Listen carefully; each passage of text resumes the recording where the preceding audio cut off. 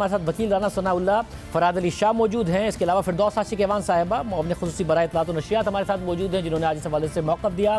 फराद अली शाह साहब बहुत शुक्रिया। ANF ने वाज़ेह तौर पर कहा है कि अगर जो वीडियो है उसके अलावा वो तो है नहीं हमारे पास, और ना हमने दावा किया है, ये शराफी साहब का दावा था, वो स्लिप ऑफ टंग होगा। इसके अलावा जितने भी सबूत थे वो हमने दे दिए हैं और आप लोगों पर जिम्मेदारी डाल दी है कि आप लोगों की वजह से ट्रायल डिले हो रहा है। देखिए, मैं गुजारिश करता हूँ शाहजेब साहब, हमें क्या नहीं मिला। हमने स्पेसिफिकली वो मेंशन किए हैं विटनेसेस के स्टेटमेंट जो इनके सेकंड चालान के अंदर जो स्पेशल इन्वेस्टिगेशन टीम ने किया है, वो चालान के साथ इन्होंने एनेक्स नहीं किए। अब वो कॉपीज़ इस स्टेज पे ही हमें मिलनी है, क्योंकि वो हमने कन्फ्रंट कराना होता है जब क्रॉस एग्जामिनेशन का प्रोसेस कंप्लीट करना होता है ऑन बिहाफ ऑफ एक्यूज। तो वो कॉपीज़ जो आपको सर्टिफाइड मिली होती हैं उसी को आप कन्फ्रंट करा सकते हैं।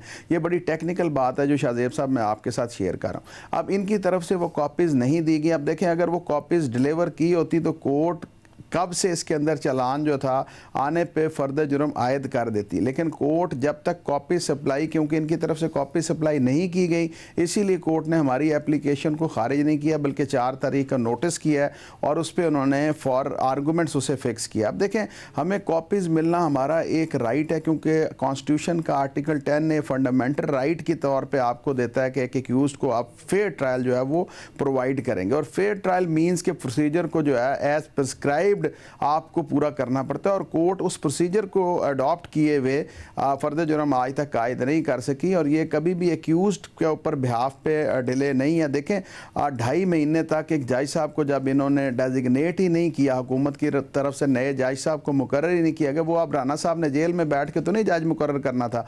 आज हमारा मौक़िफ़ ऑनरेबल हाई कोर्ट ने भी माना है कि it is case of 2 version, और उसके बाद फर्दर इंक्वायरी के एम्बिट में हमारी बेल हुई है कि हमारी बेल मेडिकल ग्राउंड पे नहीं हुई, ये बेल हमारी इसी ग्राउंड पे हुई है कि इस केस के अंदर जो मौक़िफ़ बयान किया गया वो मज़ीद तहकीक तलब है, जिसको हम फर्दर इंक्वायरी कहते हैं, और as a matter of right हमारी बेल की गई। मतलब ANF ने भी इस बेल पर सवाल उठाए। हुकूमत भी कह रही है कि अनोखा वाकया है कि हेरोइन का इल्ज़ाम है और एक बेल दे दी गई है, अनप्रेसिडेंटेड हुआ नहीं है पहले ऐसा।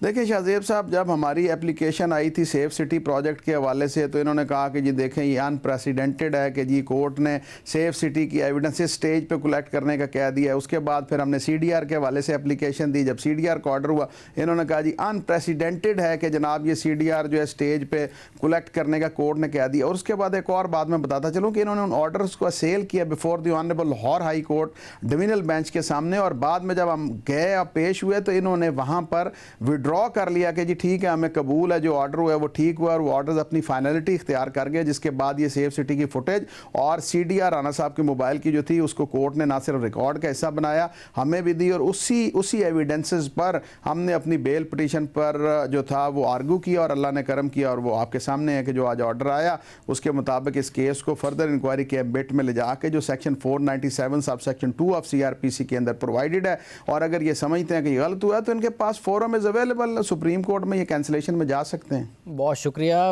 वकील राना सनाउल्लाह हमारे साथ मौजूद थे।